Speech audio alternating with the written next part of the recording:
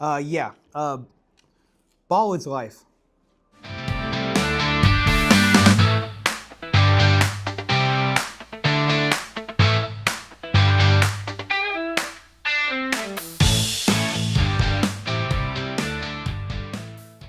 Hey guys, Jarrod Stisher here. We are at the Innovation Depot for a couple events, but I'll be speaking at a marketing tech stack with American Marketing Association, talking about different tools to use, how we get our marketing across, how Tech Birmingham does this and does that, and what I use as my personal AI assistant. Let's get into it. We actually have one of our speakers today for the tech stack, Melissa Ralph. Melissa, Hi. what is your favorite AI tool to use? Recently I've been using Lovable.ai Okay. because in product development it allows for my clients to spec out their MVP and their for VIP presence and for demonstrations of potential customers. Okay. I actually saw a non-technical hackathon here with Lovable.ai, and it was great. That was a lot of fun. It was a lot of good product dev and ideation Okay. of how to use that platform. With my clients, a lot of them have content, so we're talking about integrations with Supabase and some no-code tactics that way as well. Right. Okay, great. Well, let's get into the AMA tech stack. Let's do it. Thank you.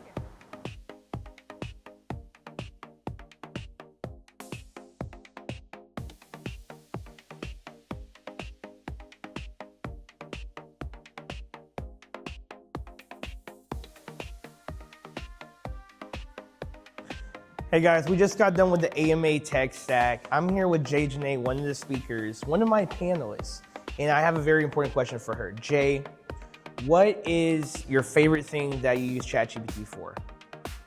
Because when it helps me to pull out more information and go in depth with my clients. Okay. Because if I'm doing a questionnaire to maybe let's just see how they want their automation set up, and maybe they can't articulate it, but they can give me bits and pieces. I can feed that into ChatGPT because it already has their back end of what they do, their mission, their vision, and then it allows me to break it down into exactly how it should look as an automation. Okay, that's great. Look, make sure you follow Jay Janae on Instagram and Auxilio X, her automation company. With the marketing tech stack over, presented by the American Marketing Association, I'd like to introduce Jazz Hill, the current president of AMA.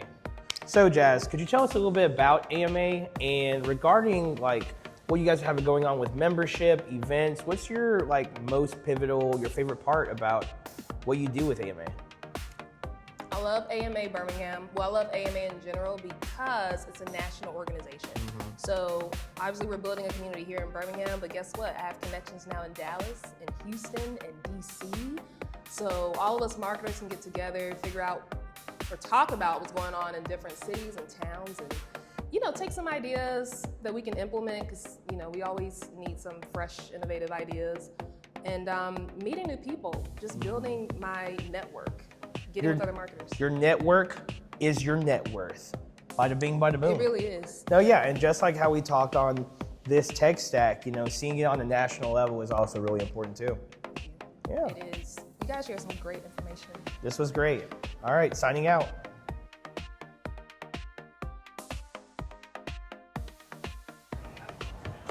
Sorbet. Never had it. Shout out Doodles.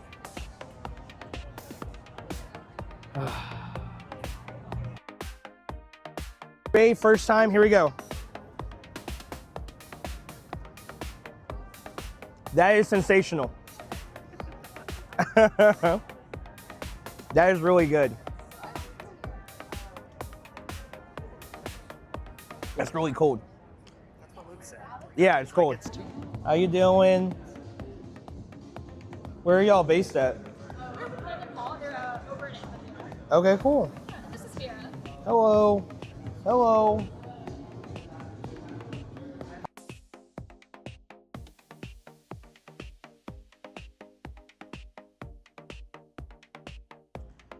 Stisha Selects, we are with Yamini with Birmingham Core.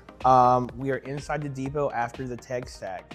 Yamini, can you tell us more about, I know it's your third anniversary, can you give us some insight into what the Birmingham Core is about? Yeah, absolutely. So Birmingham Core, we recruit, train, and retain overlooked talent into jobs that create a lot of impact in the area.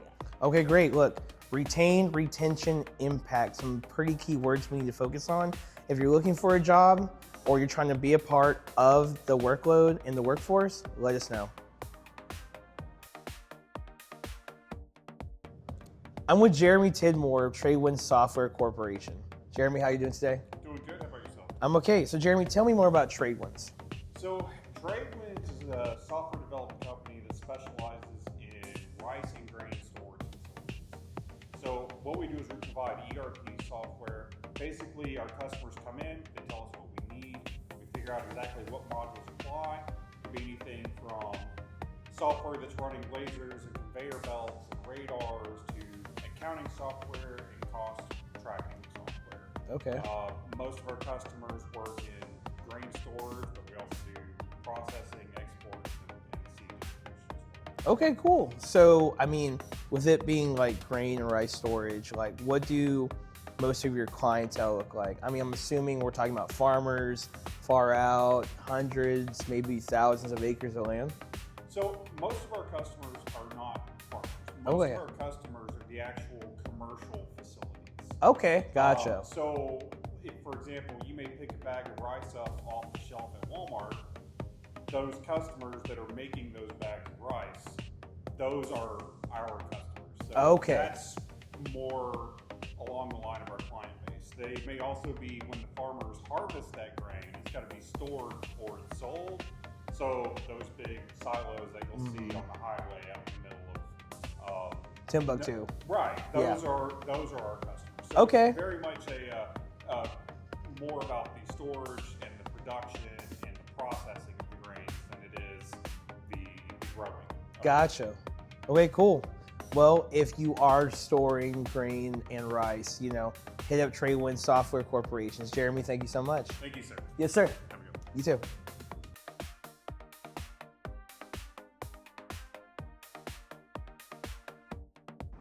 Everyone, thanks for checking out this episode of Stisha Selects. We talked about marketing automation. We talked about ChatGPT, AI, all of the cool things that it can do. Make sure you check out also some of our collaborators on this episode, including American Marketing Association. We had Hands With Paws. We had Tradewinds Corporation. We also have Birmingham Core. So some of these different groups, they're in Innovation Depot, which has some cool ideas, but they're out here in the community making a difference. The time is now. Stish out.